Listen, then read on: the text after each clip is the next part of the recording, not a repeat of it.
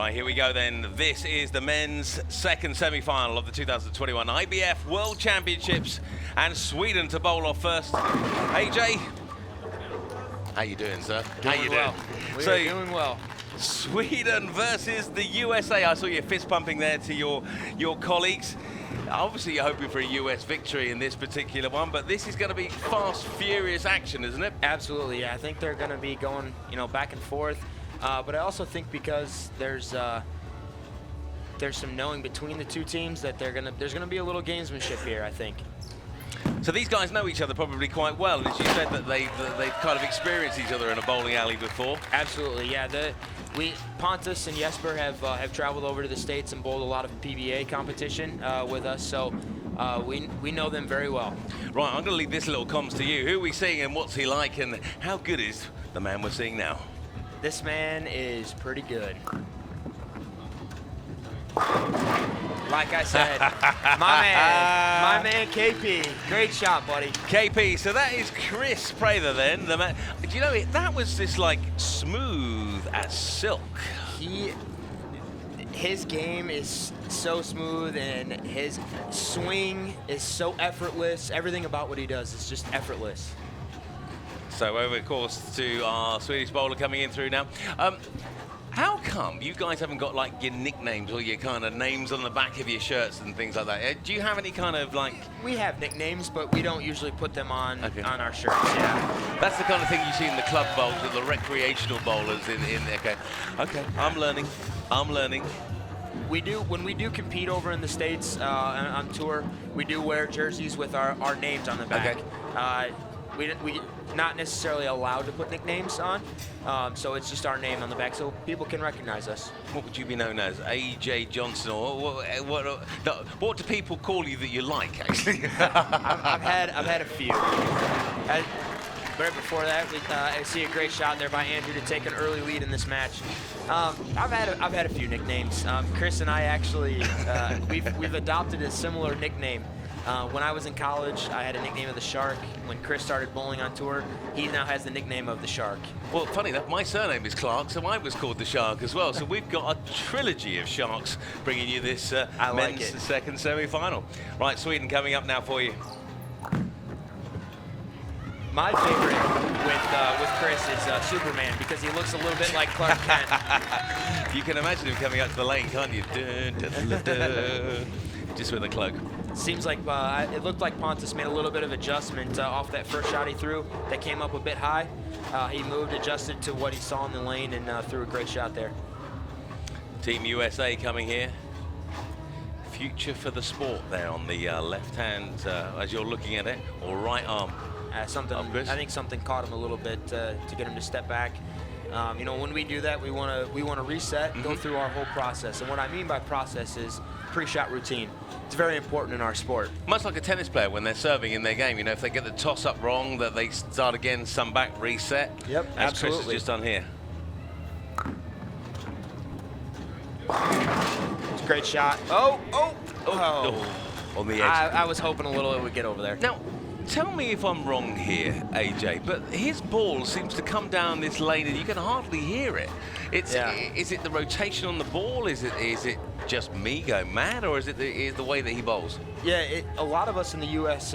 we really work on what we call a flat spot, and if you think of a plane landing on a runway, it's much similar to that. It's very quiet as it's coming down onto a runway. It wants to land very flat, very softly. Okay. Same way with bowling. Wow. Learning things as we go along here in the World Championships, the IBF World Championships, coming from the heart of, as I said earlier on tonight, Expo 2020 Dubai. This is the men's second semi-final for the gold medal place. We saw before with Chris and the effortless and very, very soft and very flow to his game. And we go to Jesper, who has nothing but power, just pure raw power. That's the Viking in him coming out there, is there? I think so, yeah. He didn't seem to like that one too much. A little bit of inside of his target from the last one that struck. So usually this spare is pretty routine, so he should have no problem covering this. Now, the bowling action here tonight is really firing up, and of course we're moving through at a rate of knots. It's how the lane is bedded in, how the formation of the racking of the pins is bedding in. It's all really working fabulously well, and for one of the first times World Championships being outside, it's brilliant. Yeah, they've done an incredible job. That's not. Now, you wouldn't have expected that, no? I was not. No, I was expecting him to make that. That's very unlike him. Could that be a moment, and I know that this is a long shot here, but could that little moment there be something that affects the Swedish team for the rest of this match? It can. You know, something like that it has a bit of a way to swing the momentum to the other team. But if they can do a good job of, you know, not letting it affect them, they can come together for it. Unless my guys start throwing shots like that. My guy. Breaking this up. Now, just to let you know, the format of the men's and the women's is slightly different. The women's is like a one-game shoot-off, a one-game match. The men's is a race to 2, best of 3 or race to 2, whichever you want to call it. And that is the format that we'll be playing in this particular match as well.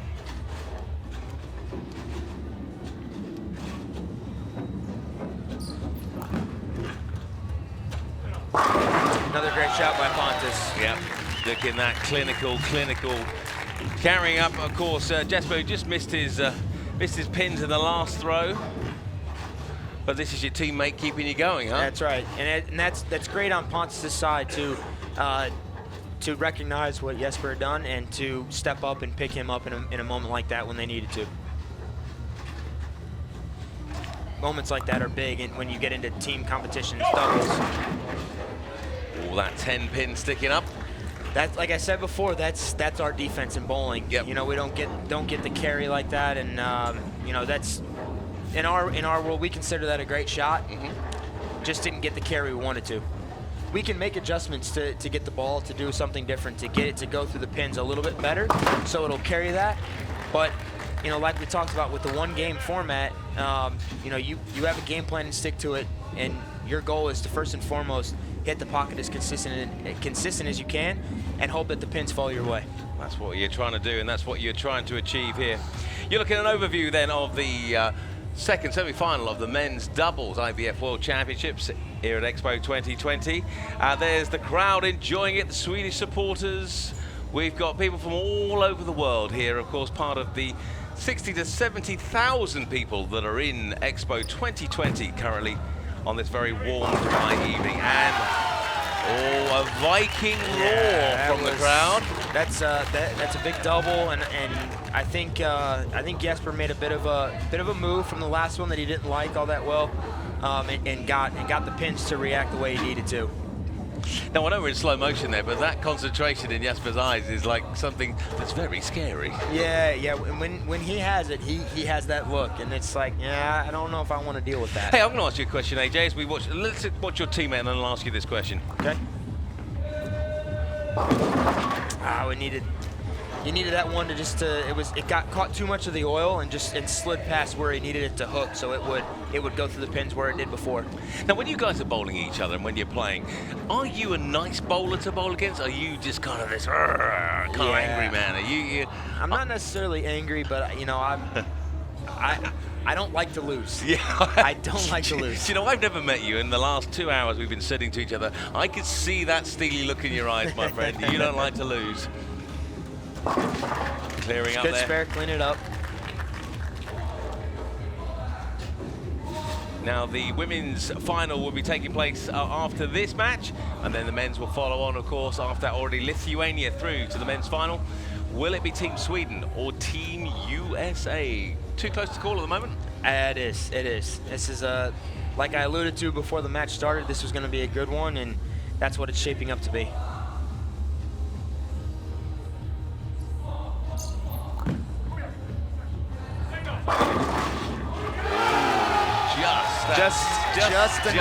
Just enough. So you said actually then that the pins haven't been kind of rounded off on the base like they would be normally on more established lanes, so they're more of a flatter base. Is that something you encounter a lot as a bowler in competition, or is it kind of something unusual to what we're seeing here tonight? So, not when we compete, you know, and throughout qualifying and throughout throughout any tournaments and things that we bowl in, we're accustomed to the pins that are already in the pin deck. Okay. That are already there, that have been used quite a bit. We don't see the new pins that are fresh until the TV finals or a finals like this that we have with a fresh lane install. Obviously, they got new lanes, new pins, everything. So, yeah, we don't see those usually until the finals. Chris clearing. Wow. It's very uncharacteristic. I was just about to say, as you probably just heard me say, Chris clearing up there, but he didn't. Yeah. Just missing that pin. He's going to be disappointed with that. You can see it, the look of his face. They're going to need a little bit of help here, and they're gonna need to close this game out. Talking of fighting talk in the boxing world, you can see, in the bowling world in the background, our boxing competition boxercise going on in the background there. Of course, this is the health and fitness hub, the well-being hub here at Expo 2020. All going on live at, what's the time now here in Dubai? It is 8:05 in the evening, wherever you're watching us around the world. In the US, good morning. How you doing? As the Swedes come in with another strike. That was a big shot and a great shot by Jesper. Like I said before, when the Swedish team was bowling on the women's side, it's felt like half the country of Sweden's been here, and when Jesper struck there, that's what it sounded like. Yeah, they suddenly lit up, didn't they, the gallery? Here we go again. Oh, we're going to see it. Great shot, just can't get the 10 out.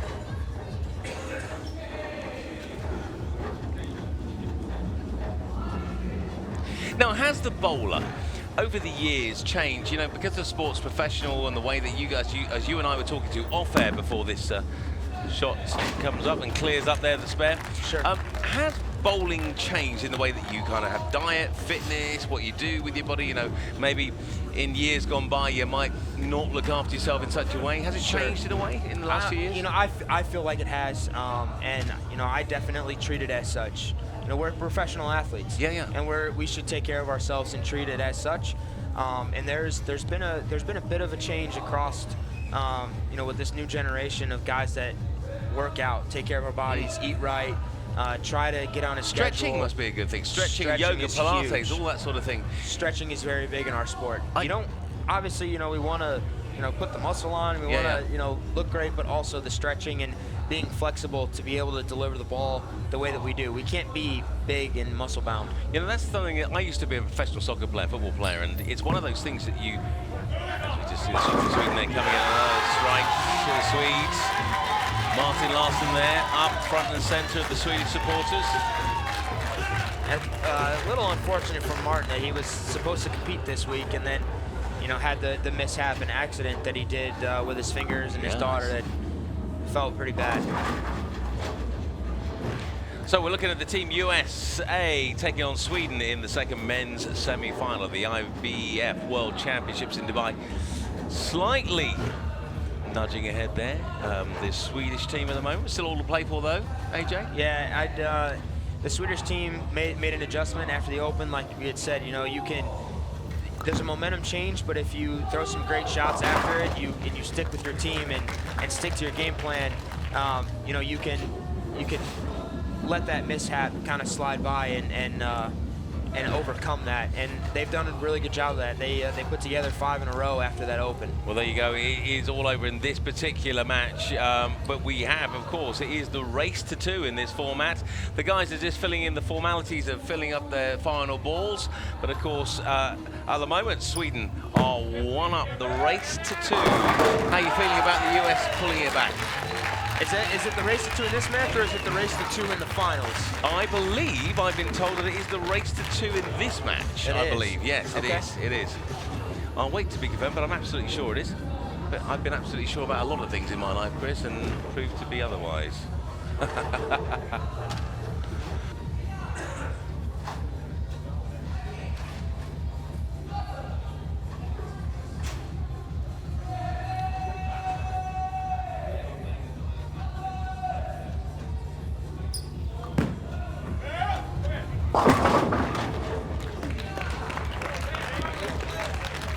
Unfortunately, I think the U.S. team and my teammates needed the pins to react that way for Team Sweden earlier on than than it did just now.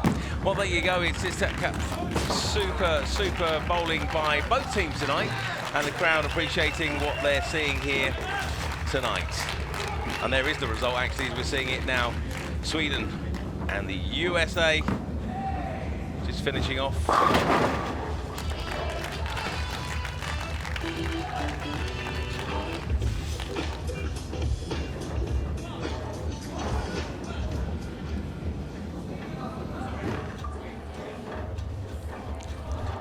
So Sweden are going through to the final in this game. You were right, AJ, of course. And they'll be taking on Lithuania in this amazing, wonderful experience of international bowling. Where do you think it kind of went down for the US team tonight, AJ? I think they lost a little bit of their pin carry early on. They tried to get the ball to do different things down lane once they saw it kind of went array, and the missed spare later on in the game doesn't help. But ultimately, the two of them have bowled great this week. We have much more finals, much more competition left. So I hope this is just a moment for them to learn of what's going on here, because we've got more competing to do out here. So the information from them that they can relay to us going forward is going to be important. Well, there you have it. Of course, going through to the finals. The Swedish team will be taking on Lithuania just in a little bit, moments first. But before that, we'll be having the ladies doubles finals of the IBF World Championships live from Dubai. So there's the team, and here is, of course, highlights of that last match that we just saw. And we'll be seeing that in just a couple of moments.